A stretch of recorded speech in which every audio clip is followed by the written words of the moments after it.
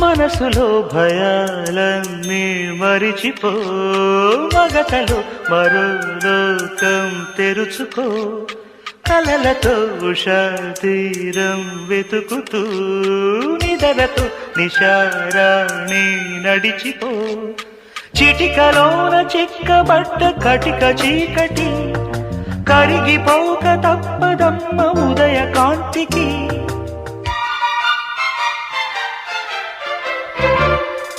జామురాతిరి జాబిలమ్మ